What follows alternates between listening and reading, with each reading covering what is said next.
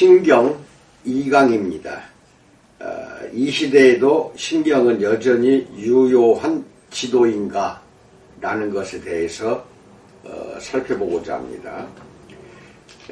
밀라노의 암브로시우스는 신경이 영적 인장, 마음의 묵상거리이자 늘 함께하는 수호자이며 의심의 여지없는 영혼의 보물이라고 썼습니다.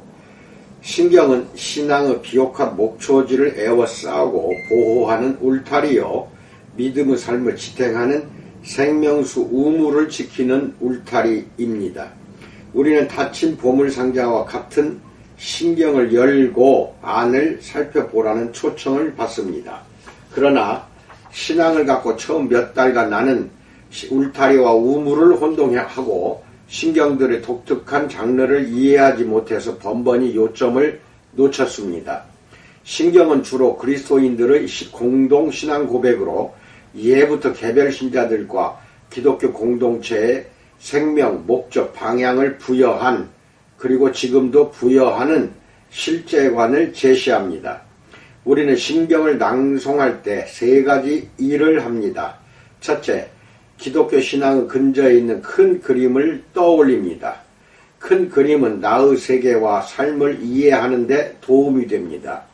둘째, 내가 신앙 공동체의 일원임을 인정하고 신경의 공동체 고유의 믿음의 내용들이 담겨 있음을 압니다. 따라서 나는 스스로를 믿음의 풍경의 여행자나 외부 관찰자가 아니라 거주자라고 여깁니다.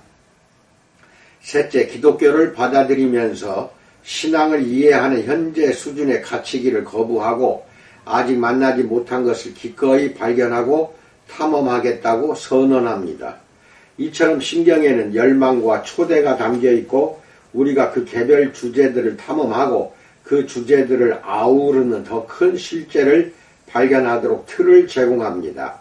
아빌라의 테레사가 사용한 이미지를 빌려서 말하자면 기독교 신앙은 탐험해 볼 방이 많은 대저택과 같습니다. 하지만 우리 대부분은 현관 홀 안쪽으로 더 들어가지 않습니다. 신경은 이 믿음의 저택의 지도를 그려주고 그 많은 방에 친숙해지고 그 안에서 사는 법을 배워보라고 권합니다. 신경의 아주 중요한 기능은 내가 보는 기독교는 이렇다, 따라서 이것이 기독교의 본 모습이다 라는 식의 개인주의적 기독교 신앙에 도전하는 것입니다. 우리 모두 나름의 개인적 신조가 있고 그것은 우리의 필요에 부합하지만 우리의 시각과 관심사라는 한계에 갇혀 있습니다. 하지만 신경은 기독교 신앙의 광대한 풍경을 온전히 이해하기에는 버거운 한 개인의 능력 한계를 초월합니다. C.S. 루이스는 다른 사람들의 시각적 틀에 들어감으로써 신앙에 관한 자신의 이해가 풍성해진다는 것을 깨달았습니다. 그렇게 해서 그의 제한된 개인적 시야가 넓어지고 확장되고 풍부해졌습니다. 나는 내 눈만으로 충분하지 않고 다른 이들의 눈을 통해서도 볼 것이다. 어느 그리스 시에 나오는 밤하늘처럼 나는 수많은 눈으로 보지만 보는 사람은 여전히 나다라고 말합니다. 신경은 예부터 그리스도인들이 신뢰할 만하고 진실한 기독교 신앙의 이해라고 여긴 바를 증언하는 공동 문서입니다. 우리의 개인적 신앙 이해에 의문을 제기함으로써 우리를 돕고 발견하고 인식해야 할 것이 더 있음을 보여주어 우리를 풍요롭게 하려고 존재합니다. 신경은 개성을 억압하지 않고 우리가 개인적 한계 때문에 온전히 보지 못하는 것을 파악할 수 있게 해줍니다.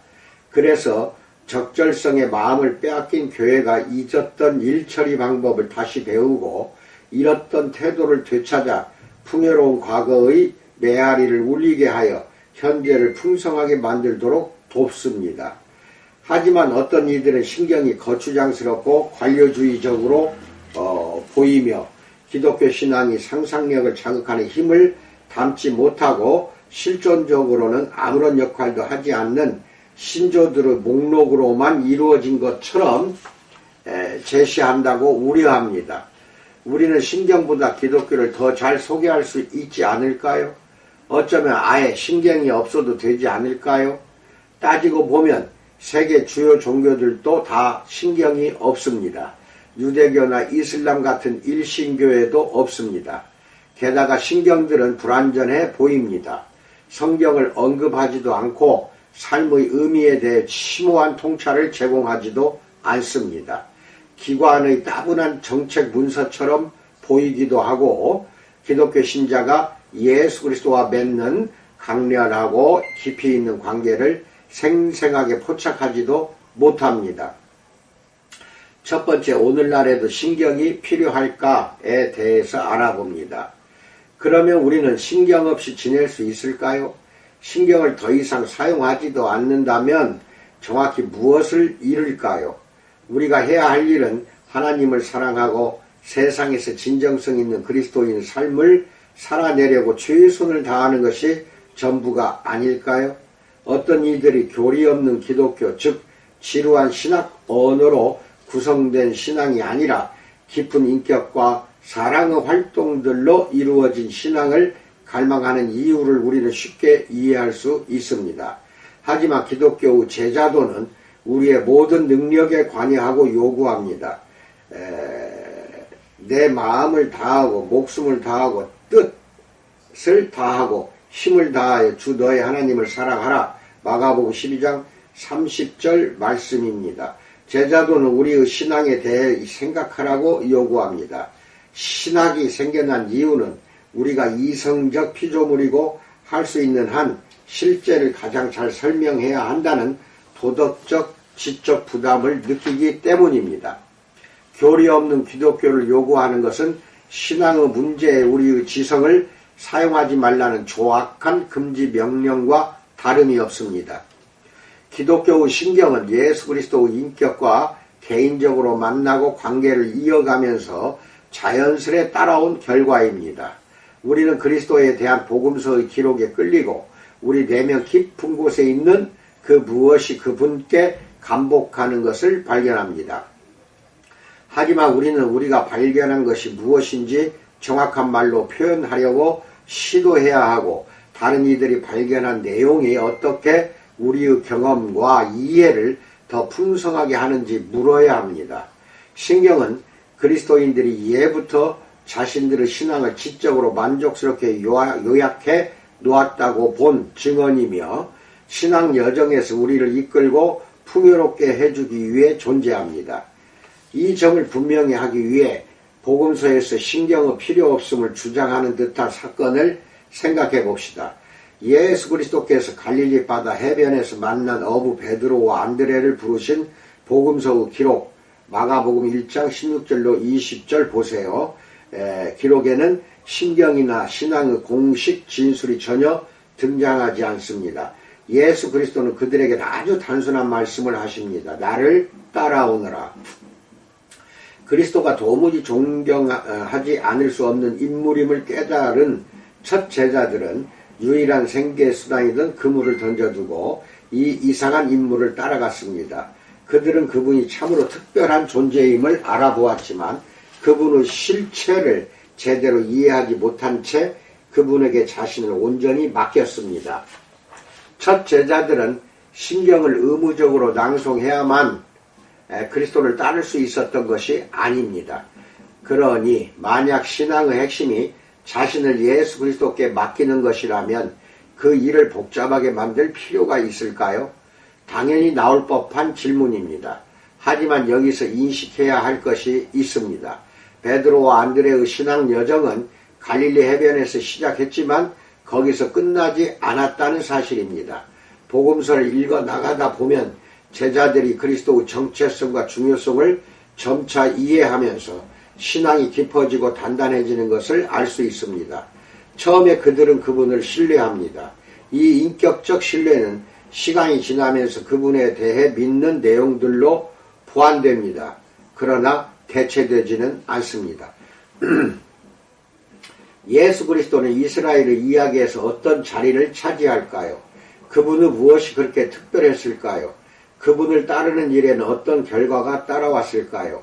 그분은 제자의 개인적 이야기에서 어떤 자리를 차지했을까요? 사람들은 이 질문들에 대답하면서 그리스도의 온전한 의미를 이해하게 되었습니다. 인격적 신뢰는 이렇듯 믿는 내용의 틀로 굳어지고 풍부해졌을 뿐 그것으로 대체되지 않았습니다. 제자들은 예수님이 누구신지 그분이 왜 중요한지 설명해야 할 때 그분에 대해 믿는 말을 표현하는 말을 사용했습니다. 신경은 초기 교회가 기독교 신앙의 핵심을 포착하려고 애쓰던 중에 합의하여 신중하게 선택된 말입니다. 그 말들은 간략한 지도가 풍경을 묘사하듯 기독교 신앙을 묘사합니다. 신약 성경이 공적 신경을 제시하지 않는 것은 사실입니다. 하지만 신약 성경에 많은 신조적 진술이 들어있다는 것도 부인할 수 없습니다. 초기 기독교의 신조적 진술은 아주 짧습니다. 예를 들면 예수는 주시다, 로마서 10장 9절, 고린도전서 12장 3절 보세요. 라는 단순한 신앙 고백이 그렇습니다. 하지만 신약 성경에는 다음과 같이 좀 더 긴 신조적 진술도 많이 담겨 있습니다. 고린도전서 8장 6절에 한 하나님 곧 아버지가 계시니 만물이 그에게서 났고 우리도 그를 위하여 있고 또 한 주 예수 그리스도께서 계시니 만물이 그로 말미암고 우리도 그로 말미암아 있느니라 라고 말합니다. 고린도전서 15장 3절로 4절 우리말 성경에서는 내가 전해받은 가장 중요한 것을 여러분에게 전했습니다. 그것은 그리스도께서 성경의 말씀대로 우리 죄를 위해 죽으시고 장사되셨다가 성경의 말씀대로 3일째 되던 날 다시 살리심을 받아 라고 말합니다. 예루살렘의 키릴로스는 신경을 믿음의 종합으로 봐야 한다고 주장했습니다.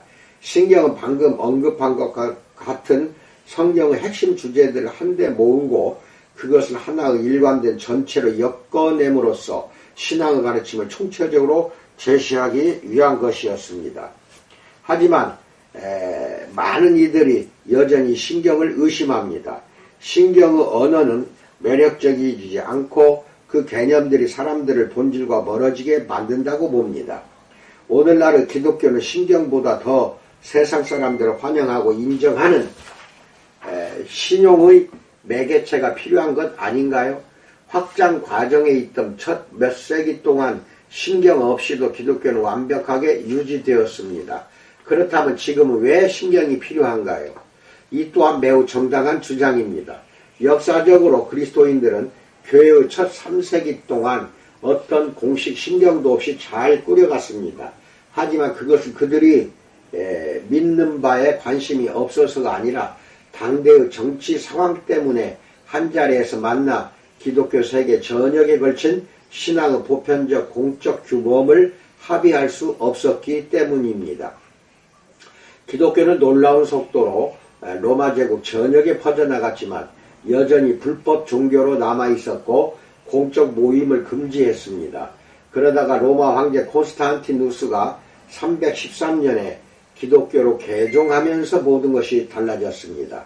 로마 제국 전역의 기독교 지도자들이 325년에 니케아에서 만나 공통신조의 윤곽에 합의할 수 있었습니다.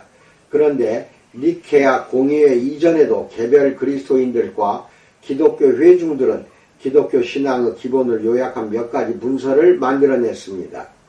190년경에는 현대의 신약 성경과 상당히 유사한 문서 모음집이 형태를 갖추었고 현대의 사도신경과 아주 비슷한 신앙 고백이 등장했습니다.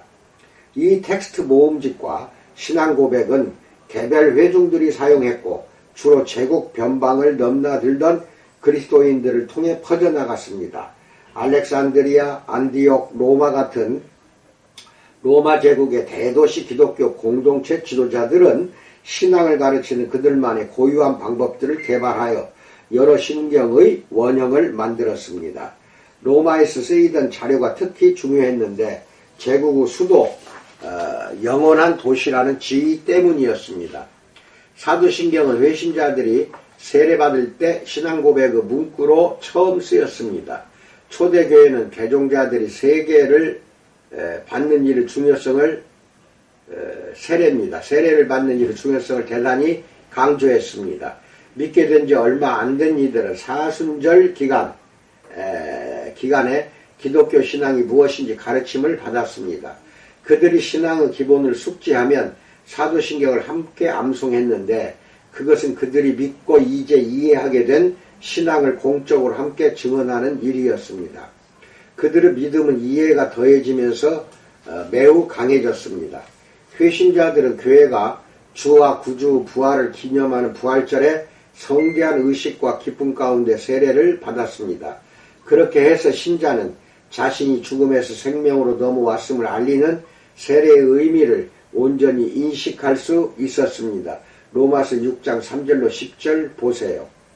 세례는 신자가 세상에 대해 죽고 예수 그리스도 안에서 새 생명으로 태어났음을 공적으로 보여주는 의식이었습니다. 신자들을 기독교 공동체에 공식적으로 들어왔음을 알리는 세례식에서 세 가지 질문 또는 조항에 대답함으로써 자신의 신앙을 개인적으로 인정하라는 요청을 받았습니다. 1. 전능하신 하나님, 아버지 하나님을 믿습니까? 2. 하나님의 아들 예수 그리스도를 믿습니까? 3. 성령을 믿습니까? 세 가지입니다. 때로는 이 질문들이 보다 확장되고 정교한 형태로 제기되긴 했지만 이 기본적인 삼중의 패턴이 서방교회와 동방교회 모두에서 널리 쓰였습니다. 이 삼중 패턴은 부활하신 그리스도께서 제자들에게 주신 다음의 지상 대명령을 부분적으로 반영합니다. 마태복음 28장 19절에서 그러므로 너희는 가서 모든 민족을 제자로 삼아 아버지와 아들과 성령의 이름으로 세례를 베풀라 라고 말합니다. 이 신자들은 세 가지 질문에 대한 답변을 기독교 신앙에 대한 온전한 설명이 아니라 가장 중요한 주제들을 요약한 것으로 여겼습니다. 세례를 받는 사람들은 나는 믿습니다 라고 대답함으로써 자신이 기독교적 사고방식에 헌신했음을 인정했습니다. 두 번째, 신경의 본격적 등장에 대해서 알아봅니다. 2세기 말에 주요 교회와 기독교 지도자들이 신경이라고 분명히 알아볼 수 있는 문서들을 신앙의 편리한 요약문으로 사용하기 시작했습니다.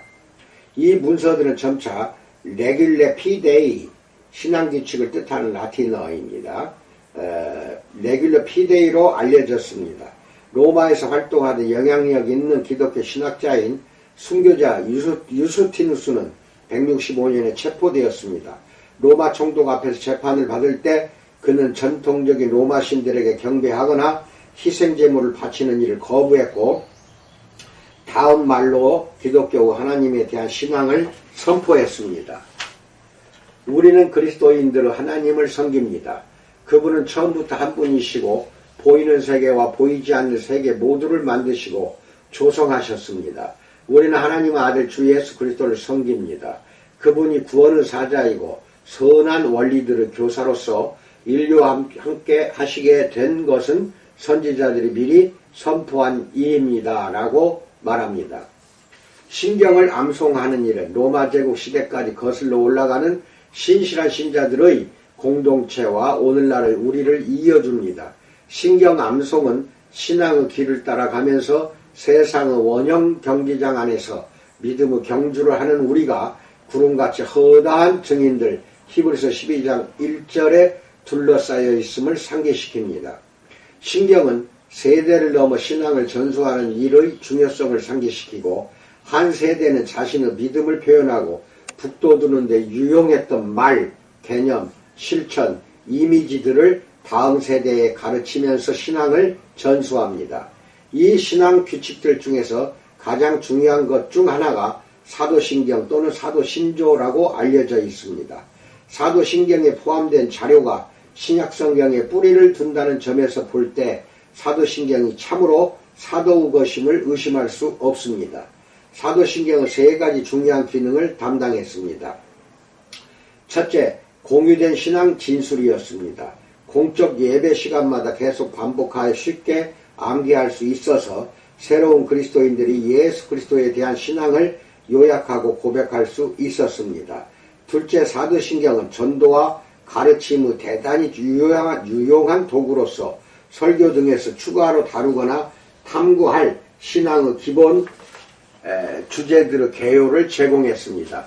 셋째, 신앙의 줄거리를 간편하게 제시하여 그리스도인들이 외부인과 구도자들에게 신앙의 요점을 전하도록 도왔습니다. 하지만 그리스도인들은 자신들이 신경을 믿는 것이 아니며 신경을 말로는 다 표현할 수 없는 깊고 풍부한 신앙의 요약본 또는 신앙의 윤곽을 그린 스케치로 여긴다는 점을 분명히 했습니다. 신경은 살아있는 신앙을 언어로 표현하고 요약한 것인데 거룩, 기도, 예배를 추구하는 더 큰 탐색으로 표현되고 구현됩니다. 신경은 풍경을 간략히 나타낸 것일 뿐 표현하고자 하는 실제 풍경과는 모양이 전혀 다릅니다. 신경은 신앙의 내용을 적절히 요약하고 있지만 포괄적 또는 철저한 설명을 제공하지는 않습니다. 빠진 부분들이 있고 어떤 것들이 빠졌는지 알면 깜짝 놀랄 사람들도 있을 것입니다. 가령 신경은 기독교회와 이스라엘의 관계, 구약 예언을 성취하는 존재로서의 예수 그리스도에 대해 아무런 언급을 하지 않습니다.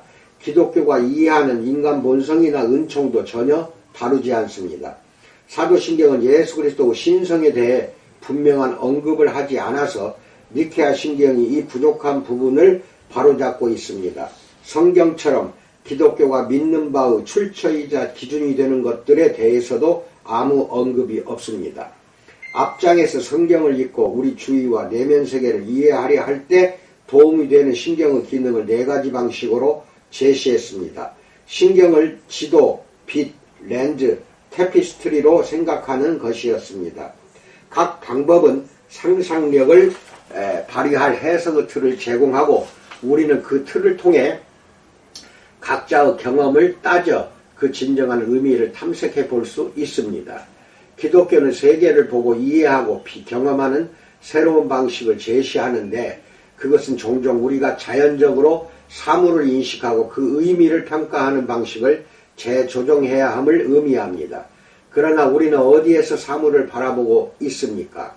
기독교 신앙 안에서 신경이 맡은 역할을 생각할 때 신자들이 신앙의 풍경과 어떤 식으로 연관되어 있는지 좀 더 깊이 생각할 필요가 있습니다.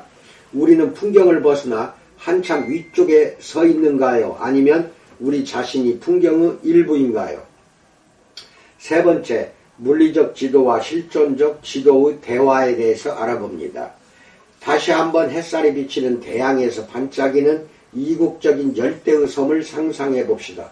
우리는 항공기를 타고 그리로 다가가고 있고 항공기 아래쪽에 달린 고해상도 카메라는 더없이 정확하고 객관적으로 섬의 풍경과 지형 지물을 찍을 준비가 되어 있습니다.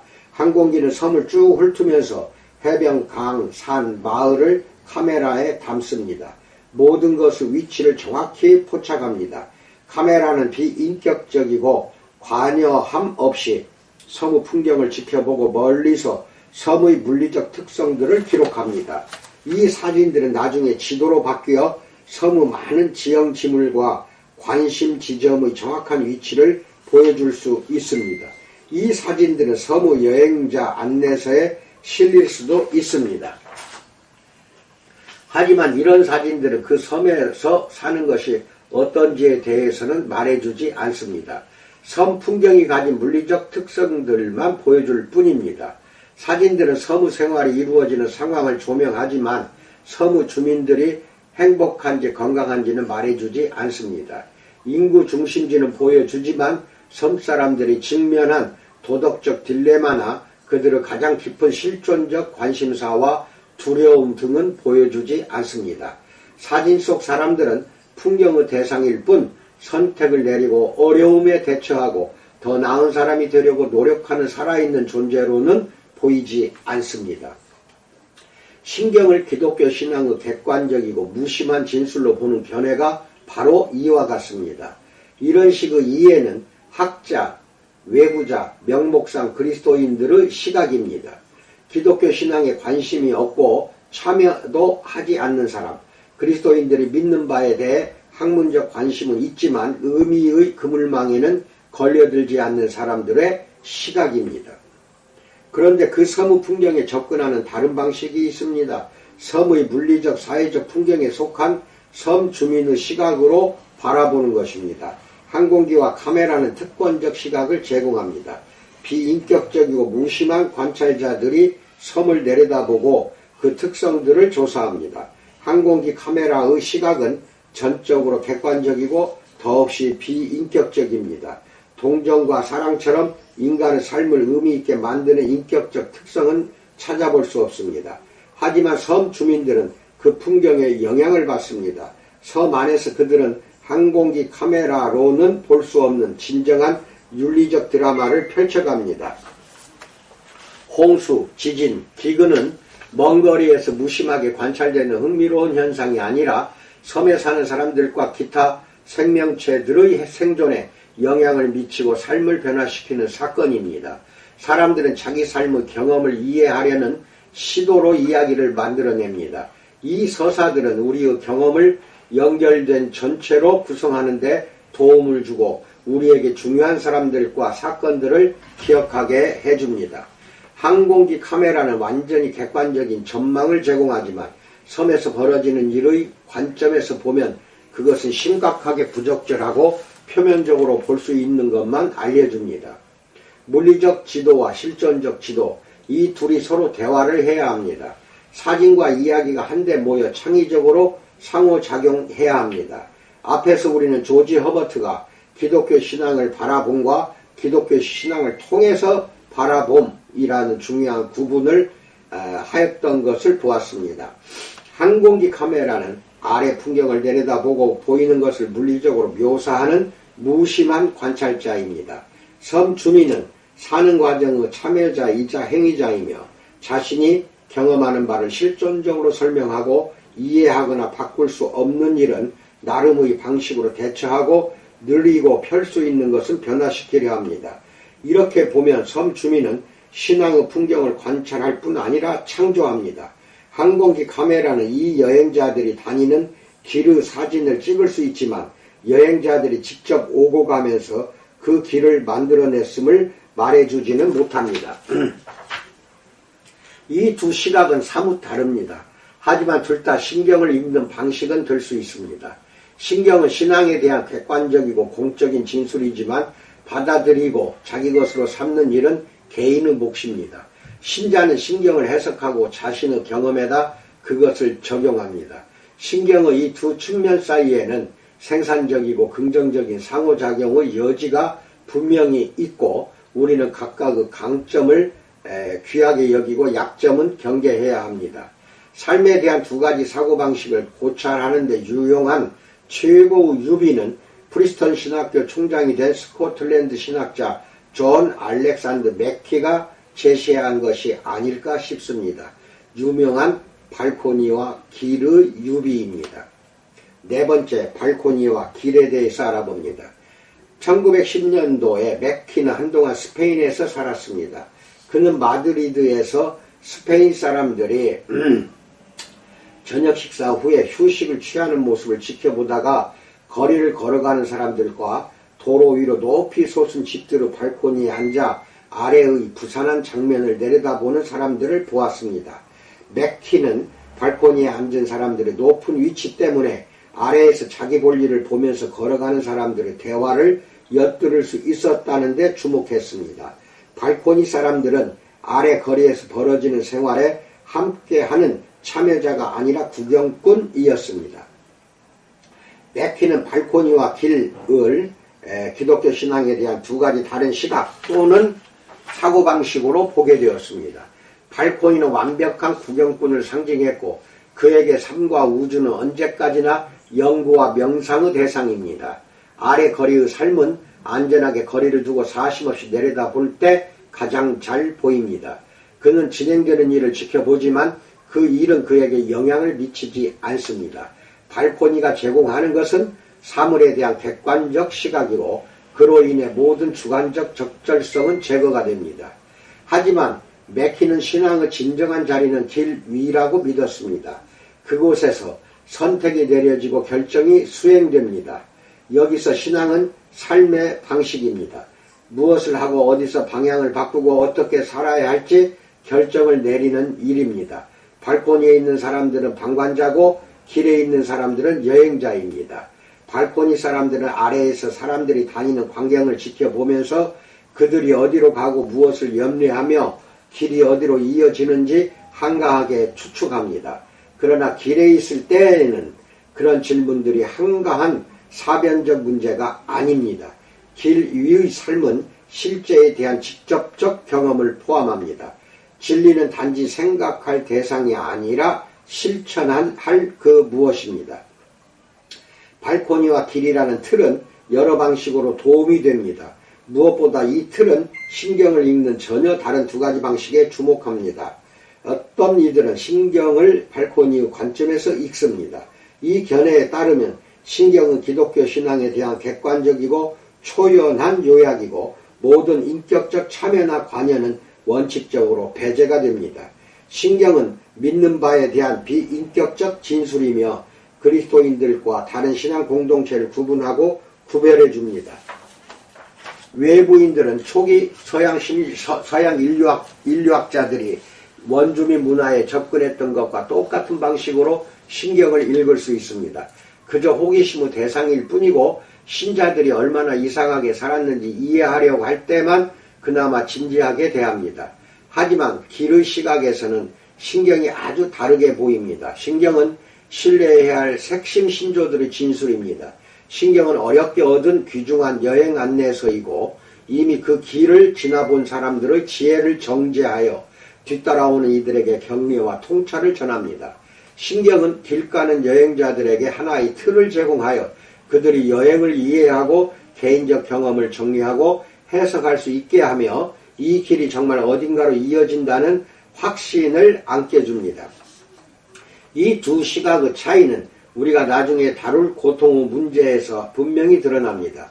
발코니에서 고통을 이해하는 것은 논리적 수수께끼와 같습니다. 선하신 하나님 어떻게 고통을 허용하실 수 있을까요? 하지만 길 위에서는 고통에 어떻게 대처하는지가 관건입니다. 고통에 직면하면서 어떻게 계속 나아갈 수 있을까요? 상실과 사별, 우리 자신도 언젠가 죽는다는 생각을 안고 어떻게 살아가야 할까요? 같은 처지에 있는 다른 이들을 지지하면서 동시에 위로와 공감을 얻으려면 어떻게 해야 할까요? 발코니 사람들이 고통에 접근하는 방식은 길 위의 사람들의 필요나 관심사와 이어지지 않습니다.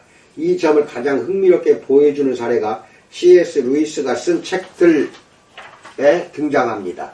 루이스 첫 번째 변증서 고통의 문제는 널리 읽혔고 지금도 여전히 크게 인정받고 있습니다.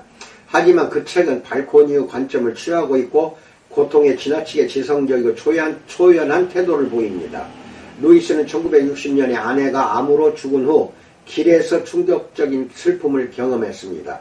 그때 그는 자신이 이전에 갖고 있던 관념들이 정서적 고통에 대처하는 데 별로 쓸모가 없음을 발견했습니다.